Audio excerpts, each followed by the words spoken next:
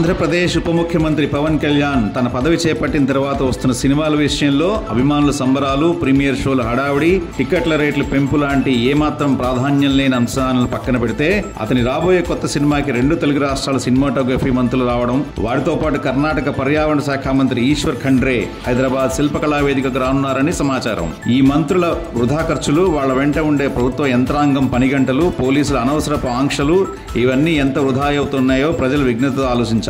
అసలు పవన్ కళ్యాణ్ సినిమా షూటింగ్లకు ఉప ముఖ్యమంత్రిగా రాజ్యాంగబద్ధ పదవిలో ఉండి పాల్గొనవచ్చా అనేది విశ్లేషకుల అనుమానం.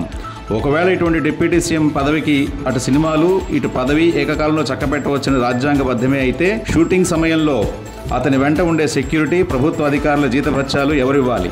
అసలు అధికారులని, ప్రభుత్వం ఏర్పాటు చేసిన సెక్యూరిటీని, ప్రభుత్వ వాహనాలని, ఈ ఖర్చంతా ఎవరిది? అభిమానులు అనే ఉన్మాదులు ఉన్నంతకాలం ఇటువంటి ప్రశ్నలు అడగకూడదని విమర్శకులను హెచ్చరిస్తున్న సామాజికవేత్తలు.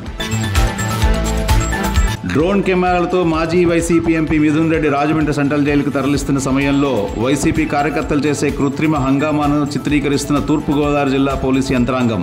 లిక్కర్ కేసులో ఆధారాలతో దొరికిన దొంగ కోసం లా అండ్ ఆర్డర్ని తుంగలో తొక్కి ప్రజలకు పలు విధాలుగా అసౌకర్యం కలిగిస్తున్న వైసీపీ గ్యాంగ్ ఆగడాలను చూసి చాలా సీరియస్గా తీసుకుంటున్నట్లు సమాచారం.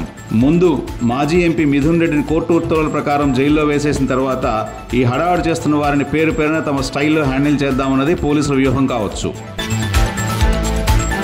ఆస్ట్రేలియాలో నివాసం ఉంటున్న అచ్చ తెలుగువాడు శ్రీ కిరణ్ ధావళ నిజానికి చాలా సౌమ్యుడు, అతి భయస్థుడు.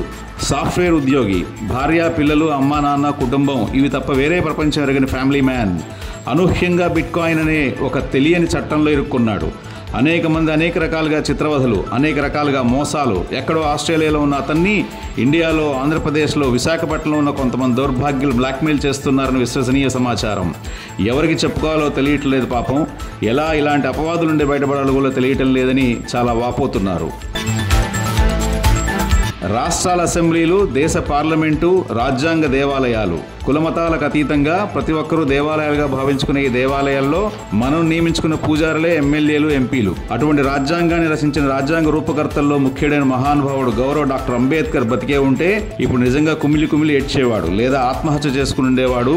ఎందుకంటే తమ పార్టీ అధినేత జగన్మోహన్ రెడ్డి చెప్పిన కల్లిబొల్లి మాటలు, మోసపూరిత మాటలు, సాధ్యంగాని హామీలను నమ్మి జనం కట్టబెట్టిన 151 సీట్లతో దక్కిన అధికారం మదంతో అప్పటి ఎంపీలలో ఒకరైన మిథున్ రెడ్డి మద్యం అక్రమాన్ని ఎలా రచించాడో చూస్తుంటే ఒళ్ళు మండిపోతుంటుంది సామాన్య జనం.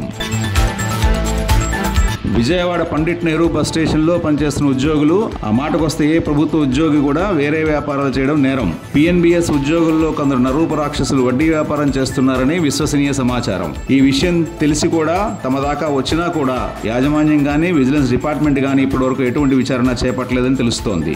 ఈ వడ్డీ వ్యాపారుల బాధితుల్లో కొందరు శాలరీ అటాచ్మెంట్ వల్ల నెలవారీ, రోజువారీ ఖర్చులకు మళ్లీ అప్పులు పాలవుతున్నారు.